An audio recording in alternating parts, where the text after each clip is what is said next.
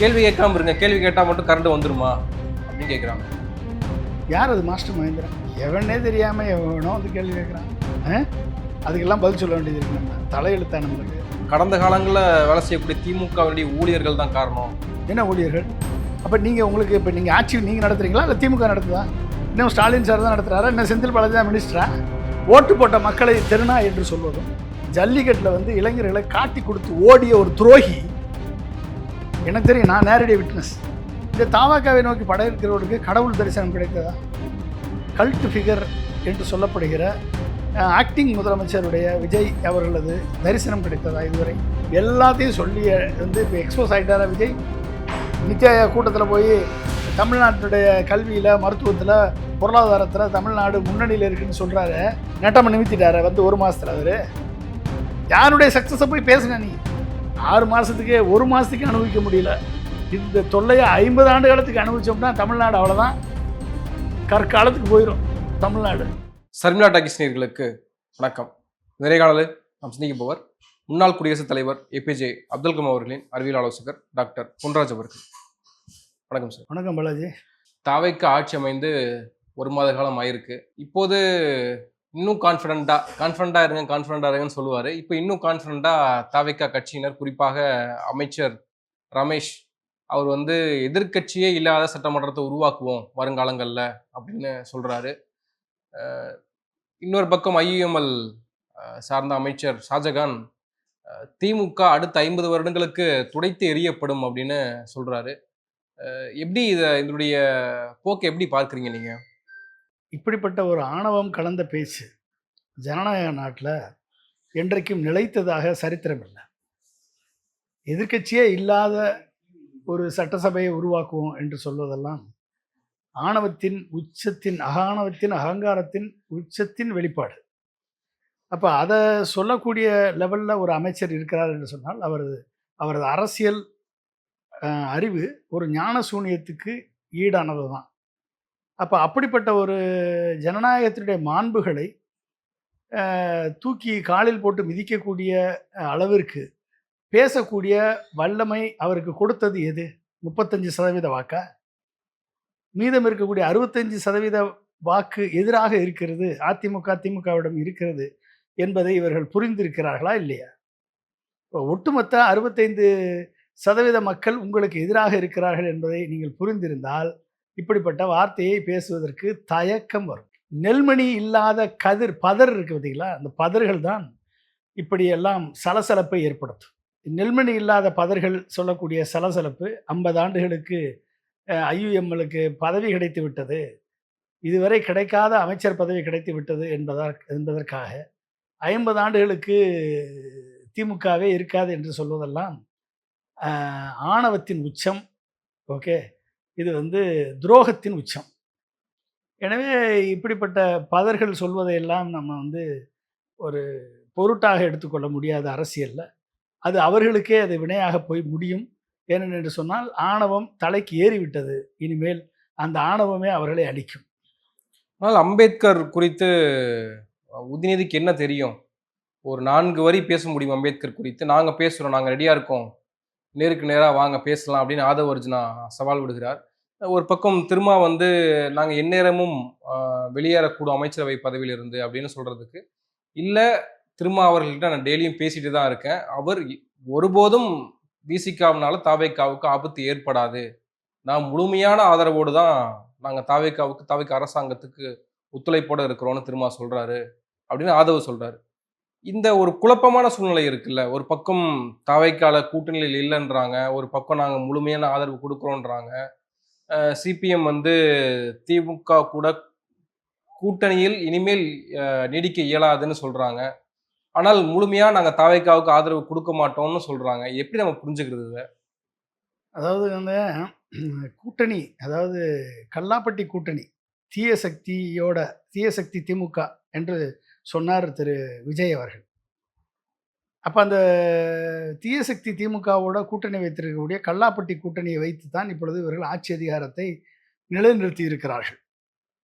இப்போ அந்த தீய சக்தி திமுகவோட இருந்த கல்லாப்பட்டி கூட்டணி கட்சிகளுக்கு அமைச்சரவையில் பங்கு தருகிறேன் என்ற ஆசை வார்த்தை காட்டி அவர்களை தங்களது அடிமைகளாக மாற்றியிருக்கிறார்கள். இது கூட்டணியாக இருக்கலாம், இல்லை எதாக இருக்கலாம். ஏனென்று சொன்னால் அமைச்சரவையில் பங்கு பெற்று விட்டால் அது வந்து கூட்டு பொறுப்பாகும், அமைச்சரவைக்கு கூட்டு பொறுப்பாகும். இந்த தாவேக்காவினரில் இருக்கக்கூடிய இன்எக்ஸ்பீரியன்ஸ்ட் இல்லைன்னா வந்து நியூ கமர்ஸ் இவங்கெல்லாம் பண்ணக்கூடிய அனைத்து தவறுகளுக்கும் ஒரு ப்ரெஸ்ஸை கூட பார்த்து பேசக்கூட வல்லமை இல்லாத இந்த மினிஸ்டர்ஸ்களை வைத்துக்கொண்டு ஆட்சி நடத்தக்கூடிய அனைத்து தவறுகளையும் தன் தலையில் ஏற்றுக்கொள்ளக்கூடிய பொறுப்பு விசிகாவுக்கும் கம்யூனிஸ்டுகளுக்கும் ஐஎம்களுக்கும் வந்து விழுந்திருக்கிறது.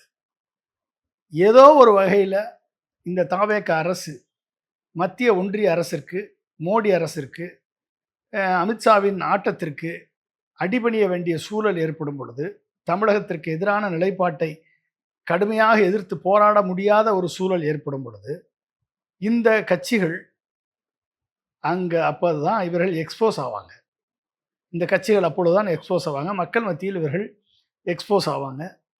அப்போ வந்து என்ன ஆகும் அப்படின்னா, எந்த கூட்டணி கட்சிகள் பதவி ஆசை காட்டி, மந்திரி பதவி ஆசை காட்டி தங்கள் கூட்டணியில் இழுக்கப்பட்டதோ அந்த கூட்டணி கட்சிகளை அப்படியே பின்னால இருந்து முதுகில் குத்துவதற்கு இந்த நிழல் முதல்வராக குற்றம் சாட்டப்பட்டு கொண்டிருக்கக்கூடிய இந்த ஆதவர்ஜுனா என்ற நிழல் முதல்வர் செயல்பட்டு கொண்டிருக்கிறார்.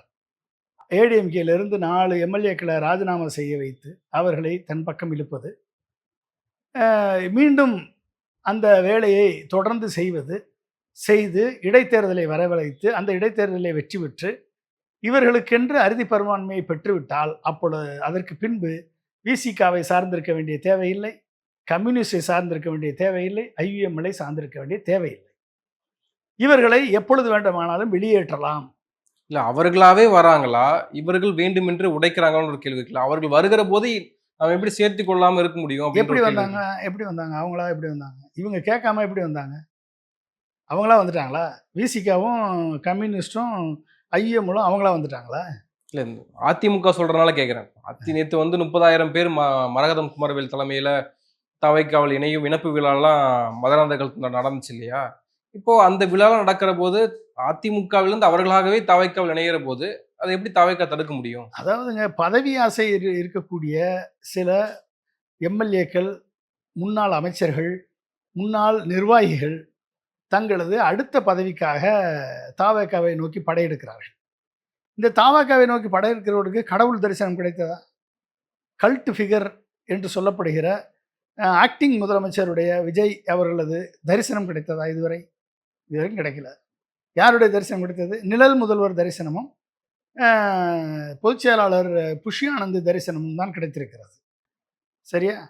இப்போ இதை வைத்து கொண்டே சந்தேகப்படக்கூடிய இந்த மாதிரியான ஒரு பதவி ஆசை பிடித்த முன்னாள் அதிமுக நிர்வாகிகள், அமைச்சர்கள், எம்எல்ஏக்கள் இவர்களெல்லாம் அங்கு சென்றால் எந்த விதமான மதிப்பும் கிடையாது, எந்த விதமான மரியாதையும் கிடையாது. மக்கள் வந்து அதிமுகவுக்கு தானே ஓட்டு போட்டாங்க, ரெட்டலைக்கு தானே ஓட்டு போட்டாங்க. இல்லை மரகதம் குமாரவேலுக்காக ஓட்டு போட்டாங்களா? இல்லை மரகதம் குமாரவேல் என்ற ஒரு எம்எல்ஏ மிகப்பெரிய சாதனை சரித்திரம் படைத்து விட்டார் என்பதற்காக ஓட்டு போட்டாங்களா? சொல்லுங்க, யாருக்கு ஓட்டு போட்டாங்க? ஓட்டு போட்ட மக்களது அந்த கையில் வைத்த மையின் ஈரம் காய்வதற்குள் நீ வந்து அதிமுகவின் முதுகில் துரோகம் செய்துவிட்டு இந்த 4 எம்எல்ஏக்கள் தாவேக்காவில் சென்று சேர்ந்திருக்கிறார்கள் என்று சொன்னால் இவர்களை எப்படி அந்த தொகுதி மக்கள் மன்னிப்பார்கள்? சொல்லுங்க, எப்படி மன்னிப்பார்கள்? இவர்கள் அதே மக்களால் தோற்கடிக்கப்படுவார்கள். மீண்டும் இவர்கள் களமிறங்கினால் தங்களது பதவியை தக்க வைத்துக் கொள்வதற்கு இந்த குதிரை பேரத்தில் மாட்டி, இந்த குதிரை பேரத்திற்காக அடிமையாகி, இவரும் எம்எல்ஏவாக இருந்தாலே சம்பாதிக்க முடியாது, ஆளுங்கட்சி எம்எல்ஏவாக இருந்தாலே சம்பாதிக்க முடியாது, அமைச்சராக இருந்தால்தான் சம்பாதிக்க முடியும். இப்பொழுது தாவேக்காவுக்கு சென்றால் கோடிக்கணக்கில் பணம் வருகிறது என்ற நிலை வரும் பொழுது அந்த எம்எல்ஏவுக்கு அந்த பணத்தாசை, பதவி ஆசை வந்துவிட்டது. எம்எல்ஏவாக ஆனாவிட்டாலும் பரவாயில்லை, நம்மளுக்கு பணம் கிடைத்தால் போதும் என்ற எண்ணம் வரும் பொழுது இவர்களை எல்லாம் மக்கள் ஒரு துரும்புக்கு கூட இணையாக மதிக்க மாட்டார்கள். இதற்கான பதிலாகவே மரகதம் குமரவேல் சொல்றாங்க, வேணா ரைடு விடுங்க, நாங்க வந்து குதிரை பேர அரசியல் நடந்திருக்கு, நாங்க பணம் வாங்கிட்டு வந்து கட்சி மாறிட்டோம்னு சொல்றீங்களே, வேணா ரைடு விடுங்க, இடி வரட்டும், அப்படின்னு சவால் விடுறாங்க. வாங்குற பணத்தை எல்லாம் வந்து அவங்க வீட்டில் வச்சு வச்சு பார்த்துக்கிட்டா இருப்பாங்க, ரைடு விட்டா வந்து கண்டுபிடிக்கிறதுக்கு. என்ன இது கூட தெரியாதா? வாங்குற பணத்தெல்லாம் அவங்க வீட்டில் வச்சுருப்பாங்களா? இல்லை அவங்களுக்கு மறைக்க தெரியாதா? அவங்களுக்கு இன்னும் பினாமி இல்லையா? இதெல்லாம் வந்து இதெல்லாம் ஒரு அரசியல் பேச்சு. இதெல்லாம் அ இதெல்லாம் இட்லின்னு சொன்னா சட்னி கூட நம்பாதுங்க. பணம் வாங்கல, நாங்களா வந்து தியாகத்திற்காக சென்று விட்டோம். எம்ஜிஆர் கனவுகளை நனவாக்க தாவாக்கு சென்றோம்னு எவனாவது சொன்னா, எவனாவது நம்புவானா? எம்ஜிஆருக்கு எம்ஜிஆர் லெவல் எம்ஜிஆர் யாரு? விஜய் யாரு? எம்ஜிஆரை போய் விஜய்க்கு கீழே தரம் இறக்கிறார்கள் என்று சொன்னால், இவர்கள் எம்ஜிஆருக்கு துரோகம் இழைத்தவர்கள் என்று தானே அர்த்தம். சொல்லுங்க. எப்படி இதை ஏற்றுக்க முடியும்? இவர்கள் பணத்திற்காகவும் பதவிக்காகவும் சென்ற ஒரு கோபுரத்தில் சூறைக்காற்றில் அடிக்கும் பொழுது கோபுரத்தில் இந்த இந்த சருகுகள் எல்லாம் சென்று கோபுரத்தில் ஏறி உட்கார்ந்து இருந்தது மாதிரி உட்கார்ந்தவர்களிடம் போய் இவர்களும் நாங்களும் தூசிகளாக ஒட்டிக்கொள்கிறோம் என்று போகும் பொழுது இவர்களுக்கெல்லாம் என்ன மதிப்பு இருக்கிறது? நீங்க வந்து பணம் வாங்கல, என்கிட்ட ரைடு விடுங்கன்னு சொல்றதெல்லாம் நம்புறதுக்கு மக்கள் என்ன முட்டாள்களா? சொல்லுங்க பாப்போம். அடுக்கடுக்கான குற்றச்சாட்டுகள் முன்வைக்கப்படுது. குறிப்பாக வந்து ராஜ்யசபா சீட்டுக்கு தனபாலுக்கெல்லாம் வந்து பணம் கொடுத்து தான் ராஜ்யசபா சீட்டு வாங்கினாரு அவரு எடப்பாடி கிட்ட. சரி, பணம் கொடுத்து வாங்கினதுக்கு இவங்க எங்க ப்ரூஃப் வச்சிருக்காங்க? காமிக்க சொல்லுங்க. இவங்களை மட்டும் 50 கோடி வாங்கினது ப்ரூஃப் இல்லைன்னு சொல்றாங்கல்ல, அதுக்கு என்ன ப்ரூஃப் இருக்கு? இந்த அம்மா கூட நின்று பார்த்துச்சா எடப்பாடிக்கு பணம் கொடுத்தத? இந்த அம்மா கூட நின்று பார்த்துச்சா அது? சொல்லுங்க. நீங்க சொன்னா உங்களுக்கு வந்தா ரத்தம், அவங்களுக்கு வந்தா தக்காளி சட்னியா? யாரை ஏமாத்துறீங்க? ஏன் அதிமுக இருந்து பிரிந்து சென்ற 4 எம்எல்ஏக்களும் மக்களால் தூக்கி எறியப்படுவார்கள் என்பதை மனதில் வைத்துக் கொள்ளுங்கள். நீங்க சென்றது பதவிக்காகவும் பணத்திற்காகவும் மட்டுமே ஒழிய வேற எதுக்கும் இல்லை. உங்கள் பதவியை நீங்கள் அடமானம் வைத்திருக்கிறீர்கள். உங்கள் மக்கள் நம்பிக்கையை நீங்கள் விற்றிருக்கிறீர்கள். தாவகவிடம் விற்றிருக்கிறீர்கள். இல்ல, அதிமுகவினர் சாரசாரையாக தாவேக்காவுக்கு போறது, அதை பற்றி பொதுச் செயலாளர், அதிமுகவுடைய பொதுச் செயலாளர் எடப்பாடி கவலைப்படுகிறாரா, அல்லது தடுத்து நிறுத்துவதற்கான வேலைகள்ல அவர் செய்யறாரா, அதை பத்தி கவலைப்படுறாரான்ற ஒரு கேள்வி இருக்குல்ல. அதிமுகவினர் செல்வதை தடுத்து நிறுத்துவதற்கான வேலையில் முயற்சி எடுத்த பின்புதான் அந்த ஸ்பிளிண்டர் குரூப்ல இருந்து 25 பேர்ல 21 பேர் மீண்டும் சென்று அதிமுகவில் சேர்ந்தார்கள். இப்போ அவங்களுக்குள்ள ஒரு பிரச்சனைகள் இருக்கு. இன்னும் அந்த பிரச்சனை சால்வ் ஆகலை. அது அவங்களுக்குள்ள பேச்சுவார்த்தை நடந்துகிட்டு இருக்கு. அவங்களுக்குள்ள வாக்குவாதம், எதிர் வாக்குவாதங்கள் ஓடிக்கொண்டிருக்கிறது. அதை சார்ட் அவுட் பண்ணுறதுக்கு பொதுச் செயலாளராக அவர் ஒரு சில நடவடிக்கைகள் எடுத்து வருகிறார். இவர் நம்ம CV சண்முகம், வேலுமணி, அப்புறம் விஜயபாஸ்கர் கேம்ப்பு, இவங்களுடைய கோரிக்கைகளை இவங்க வலியுறுத்திட்டு வர்றாங்க. அப்போ அந்த விவாதம் வந்து கட்சிக்குள்ளே நடந்துகிட்டு இருக்கு. கட்சிக்குள்ளே டிஸ்கஷன் போயிட்டு இருக்கு. இந்த கட்சிக்குள்ளே டிஸ்கஷன் போயிட்டு இருக்கு. அதை சேருவதற்கு ஒத்துக்கொண்டதன் காரணமாகத்தானே இவர்கள் 21 பேர் போய் சேர்ந்துருக்காங்க. இல்லைன்னா எப்படி வரும்? அப்போ எடப்பாடி கொஞ்சம் இறங்கி வந்திருக்காருன்னு தான் அர்த்தம். எடப்பாடி இறங்கி வந்திருக்காரு. இன்னும் பேச்சுவார்த்தைகள் நடத்தணும். இன்னும் வந்து அதுக்கான கான்கிரீட் ஸ்டெப் எடுக்கணும். இன்னும் வந்து அதிமுகவை வலுப்படுத்துவதற்கு என்ன செய்யணும்னு அவங்க கூடி பேசணும், கலந்து பேசணும். அதுக்கான ஸ்ட்ராட்டஜியை வகுக்கணும். வகுத்து அவங்க வந்து அதை செய்து எப்படி வந்து தாவேக்காவை எதிர்ப்பது, மற்ற கட்சிகளை எப்படி எதிர்த்து போராடுவது என்ற ஸ்ட்ராட்டஜி அவங்க வகுத்து அவங்க களத்தில் இறங்கினாங்கன்னா அவங்களுக்கு வெற்றி நிச்சயம். ஒரு சும்மா லேஸ் இல்லைங்க. ஏடிஎம்கேல இருக்கக்கூடிய தொண்டர்கள் இன்னமும் ஸ்ட்ராங்காக தான் ஏடிஎம்கேட இருக்காங்க. ரெட்டலையை தனது உயிர் மூச்சாக கருதக்கூடிய அதிமுக தொண்டர்கள், எம்ஜிஆர் தொண்டர்கள், ஜெயலலிதாவின் தொண்டர்கள் அத்தனை பேரும் இன்னைக்கு ஏடிஎம்கே பின்னால் இருந்ததுனால தான் நாங்கள் 1,34,00,000 வாக்கு. எப்படி திராவிட முன்னேற்ற கழகத்திற்கு சரியான ஒரு சித்தாந்தத்தை, திராவிட சித்தாந்தத்தை மனதிலே ஏந்திய தொண்டர்கள் இருக்கிறார்களோ அவர்களை யாரும் ஆட்ட முடியாது, அசைக்க முடியாது. 1,54,00,000 வாக்குகளை தனது ஓட் பேங்காக திராவிட முன்னேற்ற கழகம் வைத்திருக்கிறது. அதே மாதிரி 1,34,00,000 வாக்குகளை அதிமுக வைத்திருக்கிறது. இந்த ஃப்ளோட்டிங் ஓட்டு பொதுமக்களது வாக்குகள் ஷிஃப்ட் ஆகி தாவேக்காவுக்கு போயிருக்கிறது. இப்போ இளைஞர்களது வாக்குகள், பொதுமக்களது வாக்குகள், அமித்ஷாவினுடைய EVM வாக்குகள், இதெல்லாம் சேர்ந்து தான் விஜயின் தாவேக்கா வெற்றி பெற்றிருக்கிறது. இந்த ஃப்ளோட்டிங் வாக்கு திரும்பி ஏன் ஏடிஎம்கேக்கு வராது, ஏன் டிஎம்கேக்கு வராதுன்னு யார் சொல்றது? இல்ல இனிமேல் களம் திராவிட கட்சிகளுக்கான களமாக இருக்காது. யார் சொன்னது? அடுத்து தாவேக்கா விசஸ் அண்ணாமலைன்னு தான் போய் நிற்கும் வருங்காலங்கள்ல அப்படின்னும் சொல்லப்படுது இல்ல. அதாவது அண்ணாமலை இப்படி சொல்லப்படுகிறது எதற்காக அப்படின்னு சொன்னால், திராவிட கட்சிகளை ஒழிக்க வேண்டும் என்ற பிஜேபியினுடைய கனவு, காங்கிரஸை ஒழிக்க வேண்டும் என்ற முயற்சியில் BJP almost 90% success across India. Okay, except one or two, ஒரு 5-6 கேரளா, மாநிலங்கள், கர்நாடகா, தெலுங்கானா அந்த மாநிலங்களை தவிர அதுலேயுமே அடுத்து வருமா இல்லைன்னு தெரியாது. ஓகே, ஸோ தமிழ்நாட்டில் வந்து திராவிட கட்சிகளை ஒழிக்க வேண்டும் என்பது பிஜேபியினுடைய அஜெண்டா. அது நேரடியாக பிஜேபியால் தமிழ்நாட்டில் ஒழிக்க முடியாது என்று அவர் புரிந்து கொண்டார்கள். அதனால் வந்து பிராக்சியான விஜயை இறக்கி விட்டுருக்காங்க, தாவேக்காவை இறக்கி விட்டுருக்காங்க. தாவேக்காவை இறக்கி விட்டு ஒரு பெர்செப்ஷனை கிரியேட் பண்ணி, அந்த பெர்செப்ஷனை சோசியல் மீடியா மூலமாக மக்கள் மத்தியில் பொய்யை பரப்பி, பொய்யுரையை பரப்பி, அபாண்டமான குற்றச்சாட்டுகளை சொல்லி, எல்லாத்தையும் சொல்லி வந்து இப்போ எக்ஸ்போஸ் ஆகிட்டாரா விஜய்? நித்தி ஆயோக் கூட்டத்தில் போய் தமிழ்நாட்டினுடைய கல்வியில், மருத்துவத்தில், பொருளாதாரத்தில் தமிழ்நாடு முன்னணியில் இருக்குன்னு சொல்கிறாரு. இதே சொன்னவர் தானே குற்றச்சாட்டு சொன்னார். எல்லாத்துலேயும் கல்வியில் போயிடுச்சு, மருத்துவத்தில் போயிடுச்சு, பொருளாதாரம் போயிடுச்சு, சட்ட ஒழுங்கு போயிடுச்சு, போதை கலாச்சாரம் வந்துருச்சு, எல்லாம் சொன்னவர் தானே. இன்றைக்கி எப்படி போய் அங்கே போய் பேசினார்? இவர் வந்த உடனே நிமித்திட்டாரா? தமிழ்நாட்டை நட்டமாக நிமித்திட்டாரா வந்து ஒரு மாதத்தில்? அவர் யாருடைய சக்ஸஸை போய் பேசுன? நீ யாருடைய சக்ஸஸ்? திராவிட கட்சிகளுடைய சக்ஸஸ், திமுகவின் திராவிட மாடல் ஆட்சியினுடைய சக்ஸஸ். அதை தானே நித்யாக்கில் பேச முடியும். நீ சொன்ன பொய்யுரையும் அபாண்டமான குற்றச்சாட்டுகளையும் போய் நிதி ஆயோக்கில் பேச முடியுமா ஒரு முதலமைச்சரா? அப்போ நீ சொன்னது பொய்ன்னு ஆகி போச்சு. இன்னைக்கு வண்டவளம் தண்டவளத்தில் ஏறிடுச்சா இல்லையா? ஏறிடுச்சா இல்லையா? உன் பவர் மினிஸ்டர் பண்ணுற வேலை இன்னைக்கு பல்லளிச்சுக்கிட்டு இருக்க கரண்ட் மினிஸ்டர் என்ன பண்ணுறாரு? கரண்ட் மினிஸ்டர் சொல்லுங்க. டிஸ்காமுடைய இன்டரப்ஷன் இண்டெக்ஸில் தமிழ்நாடு தான் முதல் டாப் 5 பொசிஷனில் இருக்கு. டிஸ்ரப்ஷன் இண்டெக்ஸ் கம்மி.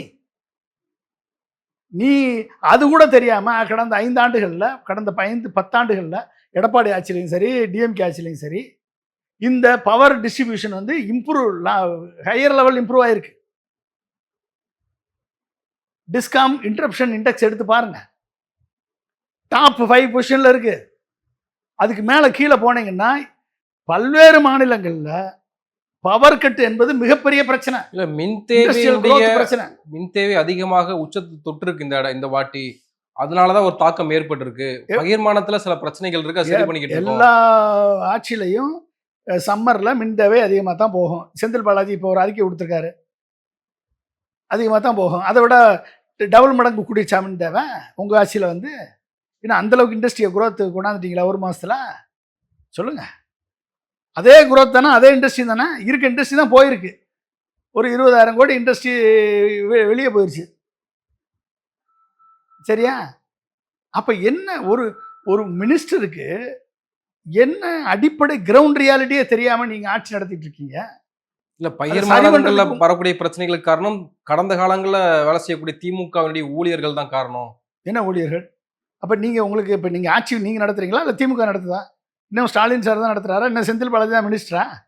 கரூரில் போய் நீங்கள் போய் போனதுனால 41 பேர் செத்ததை இன்னமும் சொல்கிறீங்களே, என்னால் சாகலை செந்தில் பாலாஜி தான் செத்தாருன்னு. அது மாதிரி இன்னமும் செந்தில் பாலாஜி தான் மினிஸ்டராக இருக்காரா? கொஞ்சம் மாற்றி விடுங்க பாஸ், செந்தில் பாலாஜியை மாற்றி விடுங்க. உங்கள் மினிஸ்டர் தான் நிர்மல்குமார் தானே மினிஸ்டரு. என்ன பண்ணுறாரு நிர்மல்குமார்? சொல்லுங்கள்.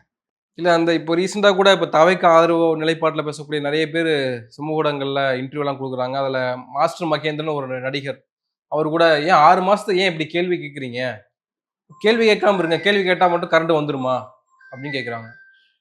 யார் அது மாஸ்டர் மகேந்திரன்? நடிகரா? எந்த படத்தில் நடிச்சிருக்காரு? நிறையா சின்ன ரோல்லாம் பண்ணியிருக்காரு.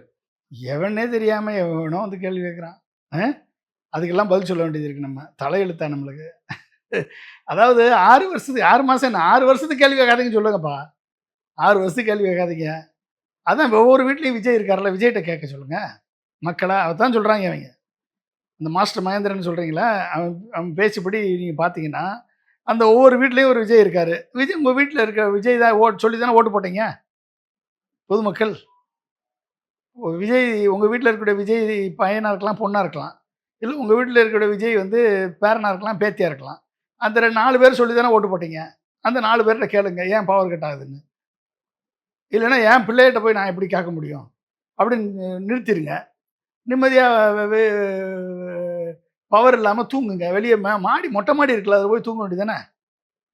இப்படிலாம் அவன் சொல்கிறான் பொழுது, அப்போ எந்த அளவிற்கு மக்களை முட்டாள்கள் என்று நினைத்து கொண்டு மக்களை வந்து ஏமாற்றலாம் என்ற திட்டத்தில் இவர்கள் சமூக வலைத்தளங்களில் இந்த மாதிரியான விஷயங்களில் வந்து இவர்கள் வந்து தரக்குறைவாக மக்களை வந்து அவதிப்படுங்கன்னு சொல்கிறாங்க. அப்படின்னா அவர் மட்டும் இல்லை, லாரன்ஸ் கூட சொன்னார் 6 மாசத்துல எப்படி ஒரு மாதத்துல எப்படி நம்ம வந்து உடனடியாக குற்றங்களை சொல்ல முடியும், குறைகளை சொல்ல முடியும், பொறுத்து தானே பார்க்க முடியும். அவர் வந்து திருநாயோட ஒப்பிட்டு கூட சொன்னார், நம்ம திருநாய்க்கு கூட வந்து புதுசாக யாராவது வந்தால் குறைக்க தான் செய்யும். ஒரு பிஸ்கட்டோ பிரியாணியோ வாங்கி போட்டதுக்கப்புறம் தான் அது வந்து குறைக்காமல் இருக்கும். அது மாதிரி நம்ம வந்து ஒரு கால அவகாசம் கொடுத்து தானே ஆகணும். இப்போ கேத்து கேட்குறவங்களெல்லாம் திருநாயின்னு சொல்கிறாரு அவர். அப்படி தானே அர்த்தம்? அப்படி தானே அர்த்தம்? அப்போ சரிதான், ரைட்டு. என்ன பண்ணுறது? ஓட்டு போட்ட மக்கள் வந்து அதையும் சுமந்து தான் ஆகணும். லாரன்ஸ் போன்ற மிகப்பெரிய ஒரு அறிவாளிகள், புத்திசாலிகள், நடிகர்கள், ஜல்லிக்கட்டில் துரோகம் செய்த லாரன்ஸ் போன்ற ஒரு நடிகர்கள் சொல்வதையெல்லாம் வந்து இன்றைக்கி வந்து மீடியா பிரேக்கிங் நியூஸ் போட்டு அரசியலுக்கு வர்றதை பற்றி இவர் அரசியலுக்கு வந்து என்னமோ பிரளயம் வந்துடுற மாதிரி. இந்த சினிமா நடிகர்கள்லாம் வந்து பணத்துக்காக டான்ஸ் ஆடிக்கிட்டு பேயை வச்சு பயமுறுத்திக்கிட்டு இளம்பெண்களையும் வச்சு பயமுறுத்திக்கிட்டு நடிச்சுக்கிட்டு இருந்த ஒரு நடிகன், ஓகே, ஜல்லிக்கட்டில் வந்து இளைஞர்களை காட்டி கொடுத்து ஓடிய ஒரு துரோகி. எனக்கு தெரியும், நான் நேரடி விட்னஸ். ஜல்லிக்கட்டில் 7 நாள் நான் கலந்துட்டுருக்கேன். 7 நாள் நான் மட்டும் இல்லை, 1000 அதுதான் அவரோட அடையாளமே சொல்கிறாரு. அவர் லட்சக்கணக்கான இளைஞர்கள் கலந்துட்டு இருந்தாங்க. அதில் வந்து நடுவில் வந்து உட்காந்துக்கிட்டு கழுத்தில் பேண்டேஜ் போட்டு வந்து உட்காந்துக்கிட்டு 1 கோடி கொடுக்குறேன்னு சொல்லி ஏமாற்றி, ஓகே, அந்த 1 கோடி யார்கிட்ட கொடுத்தான்னு தெரியல, ஏமாற்றி அங்கே வந்து ஒரு நாடகத்தை போட்டு அங்கே வந்து ஒரு சீன் பில்டப் பண்ணிட்டே இருந்தார். ஓகே, அவர் கார்த்திகை சிவசேனாதிபதி அங்கே மீட்டிங் போட்டு வந்து இங்கே வந்து பேசி இதெல்லாம் இது பண்ணும்போது நான் ஒரு 4-5 கேள்வி கேட்டேன். அதிலிருந்து அங்கே இருக்கக்கூடிய அந்த வேணந்த பில்டிங் எதிர்த்தாப்பில் இருக்கக்கூடிய கட்டடத்தில் தான் நாங்களுடைய சென்டர் ஆஃப் த கிராவிட்டி, அங்கே தான் எல்லாமே முடிவுகள் எடுக்கப்பட்டது. எல்லா இளைஞர்களும் அந்த ஒருங்கிணைப்பு குழு கூட்டம் ஃபுல்லாக அங்கே தான் இருந்தது. ஸோ அதுக்கப்புறம் வந்து எல்லா இளைஞர்களும் சேர்ந்து கலந்து ஆலோசித்து இந்த போராட்டத்தில் வந்து எப்படி இதை ஃபர்தராக எடுத்துகிட்டு போகணும்னு நாங்கள் டெய்லி பேசிகிட்டு இருக்கோம்.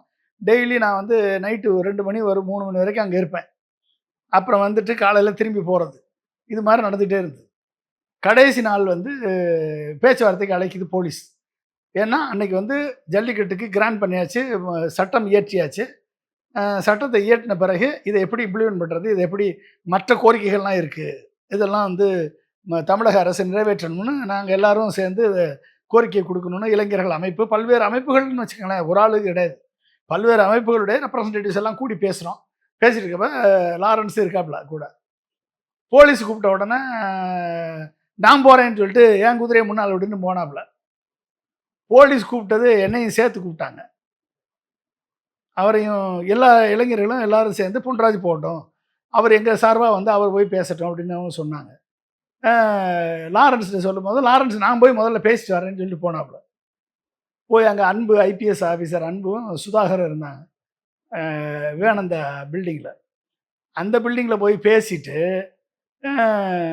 இவர் வந்து அவங்களுக்குள்ள என்ன பேச்சுவார்த்தை நடந்துச்சோ தெரியல, ஏன் பொன்ராஜை கூப்பிட்டு வரலன்னு கேட்டிருக்காங்க.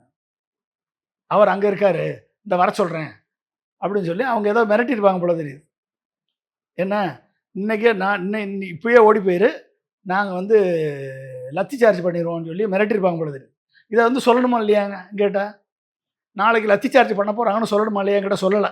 சொல்லாமல் அப்படியே லாரன்ஸ் எஸ்கேப் ஆகி நான் ஹாஸ்பிட்டலில் போய் படுத்துட்டாப்புல. நாங்கள் எல்லாம் இங்கே உட்காந்துருக்கோம். அங்கே வேணந்த ராக்கு ஏத்தாப்பில் வேணந்த பில்டிங்க்கு ஏத்தாப்பில் இருக்கக்கூடிய அந்த அந்த தரையில் எல்லோரும் உட்காந்துருக்கோம். என்டையர் க்ரௌடு இருக்குது, தமிழ்நாடு முழுக்க க்ரௌடு இருக்குது, எல்லாம் உட்காந்துருக்கோம். அப்புறம் எனக்கு ஒரு 1 மணி நேரம் கழித்து எங்களுக்கு ஃபோன் வருது, எங்கள் பொன்ராஜ் எங்கன்னு கேட்குறாங்க. ஐபிஎஸ் அன்பு ஐபிஎஸ் ஆஃபீஸர். அப்போ வந்து இவங்கெல்லாம் சேர்ந்து வாங்க சார் நம்மளாம் போவோம்னு சொல்லி நாங்கள் எல்லாம் அங்கே இருக்கக்கூடிய ஒரு பிரதிநிதிகள் குழு, இளைஞர்கள் கொண்ட குழு இந்த எல்லாம் வந்து இளைஞர்கள்லாம் சேர்ந்து நாங்கள் போகிறோம். நாங்கள் போய் அங்கே போய் அன்புகிட்ட போய் பேசுகிறப்ப, என்ன சார் உங்களை வர சொன்னேன், லாரன்ஸ் மட்டும் வந்தாப்புல, அவர் வந்து உங்கள்கிட்ட சொல்கிறேன்னு சொன்னார், உங்களை அனுப்புகிறேன்னாரு, ஏன் வர்ற 2 மணி நேரமாக காத்துக்கிட்டு இருக்கோம் அப்படின்னா. நாங்கள் போகும்போது 7 மணி 8 மணி ஆயிடுச்சு. அவர் போனது 4 மணி 5 மணின்னு நினைக்கிறேன். 5 மணிலேருந்து 7 மணி வரைக்கும் எங்களுக்கு தகவல் வரல. நாங்கள் எல்லாம் உள்ளே உட்காந்துருக்கோம் ஜல்லிக்கட்டு போராட்டத்தில். அப்போ வந்து உள்ளே போய் நாங்கள் எல்லா டீமும் மொத்தமாக போய் போலீஸோட பேச்சுவார்த்தை நடத்தும் போதும் சரி, சட்டம் இயற்றியாச்சு, ஜல்லிக்கட்டுக்கு தடை இல்லை, இது போராட்டத்தை வாபஸ் வாங்கணும், என்ன பண்ணணும். அப்போ நாங்கள் வந்து சில கோரிக்கைகளை சொல்கிறோம். எங்கள் மேலே போட்ட கேஸை வாபஸ் வாங்கணும், பல்வேறு இடங்களில் அடக்குமுறை நடந்திருக்கு, அதுக்கு நடவடிக்கை எடுக்கணும். இப்படி வந்து ஒரு 10 கோரிக்கைகளை எழுதி, நான் தான் எழுதினேன், கைப்பட எழுதி, அந்த 10 கோரிக்கைகளை வந்து நீங்கள் வந்து சிஎம்கிட்ட கொடுங்க. இந்த 10 கோரிக்கைகளை ஏற்றுக்கிட்டு சிஎம் வந்து ப்ரெஸ் மீட் கொடுக்கட்டும்னு நாங்கள் கேட்குறோம். அதுக்கு வந்து உடனே வந்து அன்பு வந்து ககன்தீப் சிங் பேடி அவர்கிட்ட பேசி, அவர் வந்து சிஎம் திரு ஓ பன்னீர்செல்வத்திட்ட பேசி அவர் வந்து பேச்சுவார்த்தைக்கு வர்றேன்ட்டார். யார்? ககன்தீப் சிங் பேடி வந்து பேச்சுவார்த்தைக்கு வந்து எழிலகத்தில் உட்காந்துருக்கார். எழிலகம்னு நினைக்கிறேன், எழிலகத்தில் உட்காந்துருக்கார். நாங்கள்லாம் போனோம், எங்களை வர சொல்கிறாங்க. இப்போ நாங்கள் வந்து இந்த பேச்சுவார்த்தைக்கு போன குழு வந்து எல்லார்கிட்டையும் போய் சொல்லி, அங்கே கூடியிருக்கக்கூடிய அத்தனை பேர்கிட்டையும் மைக்கில் பேசி இதை ஒப்புதல் வாங்கி நாங்கள் வரணும். இங்கே ஒப்புதல் வாங்க போனால் அங்கே வந்து லாரன்ஸினுடைய டீம், லாரன்ஸினுடைய ஆட்கள், லாரன்ஸினுடைய சினிமா டீம், லாரன்ஸினுடைய ஒரு குரூப்பு இதுக்கு ஒத்துக்க மாட்டேங்குது. இந்த சமரச பேச்சுவார்த்தைக்கு சுமூகமாக முடித்து வெளியே வர்றதுக்கான பேச்சுவார்த்தைக்கு ஒத்துக்க மாட்டேங்குது. ஜல்லிக்கட்டு நம்மளோட போராட்டத்துடைய குறிக்கோள் வெற்றி பெற்றாச்சு. சரி, நம்ம மேலே போட்ட கேஸு மற்றபடி நடவடிக்கை எடுத்தது தள்ளுபடி பண்ணணும், சில ஜல்லிக்கட்டுக்கு சிலை அமைக்கணும், சில கோரிக்கைகள் தமிழ்நாடு முழுக்க இதெல்லாம் நம்ம என்ஷூர் பண்ணணும். ஒரு 10 கோரிக்கைகள் எழுதியிருக்கோம். இதை வந்து இவங்க வந்து அப்போஸ் பண்ணுறாங்க. சரி, நம்ம பேச முடியாது. அது 3 மணி ஆயிடுச்சு, காலையில் 3 மணி ஆயிடுச்சு. சரி, நீங்கள் பேசிட்டு முடிச்சுட்டு சொல்லுங்கன்னு சொல்லிட்டு நான் வீட்டுக்கு போயிட்டோன். காலையில் நாளைக்கு வந்து பேசுவோம்னு சொல்லிட்டு வந்தாச்சு. காலையில் வந்து லாரன்ஸ் கிட்ட கொடுத்த எச்சரிக்கைப்படி காலையில் வந்து தடியடி நடத்தப்பட்டது. ஜல்லிக்கட்டு போராட்டத்தில் ஈடுபட்டவர்கள் அத்தனை பேரும் கடலோரத்தில் விரட்டி அடிக்கப்பட்டார்கள். ஏகப்பட்ட பேர் வந்து மருத்துவமனையில் அட்மிட் பண்ணப்பட்டாங்க. காலையில் நடந்துருச்சு. இது நாங்கள் வந்து தூங்கி எந்திரிச்சு போகிறதுக்குள்ளே இது நடந்துருச்சு. அப்போ ஒட்டுமொத்த ஜல்லிக்கட்டினுடைய போராட்டத்தையே திசை திருப்பி தனக்கு சாதகமாக பயன்படுத்தி அதில் அட்வான்டேஜ் எடுத்துக்கொண்டு ஜல்லிக்கட்டு போராட்டத்துக்கு துரோகம் செய்தவர் தான் இந்த லாரன்ஸ். இந்த லாரன்ஸ் வந்து இன்னைக்கு அரசியலுக்கு வந்து மக்களுக்கு நன்மை செய்ய போகிறேன்னு இன்னைக்கு கதை விடுறத இன்னைக்கு ஒட்டுமொத்த ஊடகங்களும் என்னமோ சினிமா நடிகர், ஏன் சினிமா நடிகர் சொன்னால் தான் நீங்கள் இத்தனை பேரும் பார்ப்பீங்களா? இத்தனை பேரும் இது பண்ணுவீங்களா? மற்றவெல்லாம் மனுஷனே கிடையாதா? இங்கே ஜல்லிக்கட்டில் போராடின இளைஞர்கள் எத்தனை பேர் கட்சி ஆரம்பித்தான்? எவனுக்காவது மதிப்பு இருக்கா? எத்தனை பேர் வந்து களத்தில் இன்னமும் களமாடிக்கிட்டு இருக்காங்க? ஜல்லிக்கட்டு போராளிகள் எத்தனை பேர், மணிகண்டன் உட்பட எத்தனையோ பேர் இன்னைக்கு அடிபட்டு காயம்பட்டு மேலே வழக்குகளை பெற்று இன்னைக்கு இருக்காங்களே, இவங்களெல்லாம் மக்கள் மதிக்கிறதே கிடையாதா? அப்போ சினிமா நடிகனுக்கு தான் மதிப்பு கொடுப்பீங்களா நீங்கள்?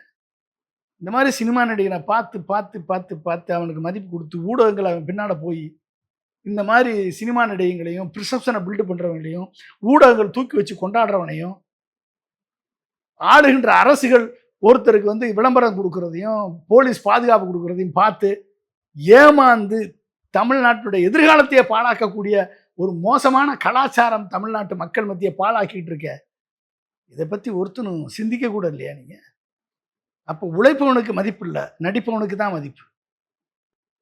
மக்களுக்காக களமாடுவனுக்கு மதிப்பு இல்லை, களமாடுவதாக நடித்து பொய் சொல்கிறான் பாருங்க, அவனுக்கு தான் மதிப்பு. இப்போ எப்படி இதெல்லாம் ஏற்றுக்குது? அப்போ இவர்கள் வந்து ஓட்டு போட்ட மக்களை தெருணா என்று சொல்வதும், ஓட்டு போட்ட மக்களை வந்து நீ 6 மாதம் வெயிட் பண்ண மாட்டியா கரண்ட்டுக்கு, எதுக்கு கரண்ட்டுக்காக அலையிறீங்க என்று சொல்வதும் இவர்களது எகத்தாளத்தையும் ஆணவத்தையும் அகங்காரத்தையும் மக்கள் மத்தியில் வெளிப்படுத்துது. வேற என்ன இருக்கு? அப்ப இப்படிப்பட்டவர்களை எல்லாம் சகித்துக் கொள்ள வேண்டிய நிலை ஏற்பட்டிருக்கிறதே என்பதை பார்த்து நினைக்கும் பொழுது உண்மையிலேயே ஓட்டு போட்ட மக்கள் இன்னும் எவ்வளவு காலத்திற்கு இன்னும் இந்த நீங்க ஆரம்பி ஒரு கேள்வி கேட்டீங்க, இன்னும் 50 ஆண்டு காலத்திற்கு 6 மாசத்துக்கே 1 மாசத்துக்கு அனுபவிக்க முடியல. இந்த தொல்லையை 50 ஆண்டு காலத்துக்கு அனுபவிச்சோம்னா தமிழ்நாடு அவ்வளவுதான் கற்காலத்துக்கு போயிடும். தமிழ்நாடு ராஜஸ்தானை விட, உத்தரப்பிரதேசத்தை விட, பீகாரை விட ஒரு மோசமான நிலைக்கு தமிழ்நாட்டை கொண்டு செல்வதற்கான முதலீடு தான் இவர்களது வளர்ச்சி.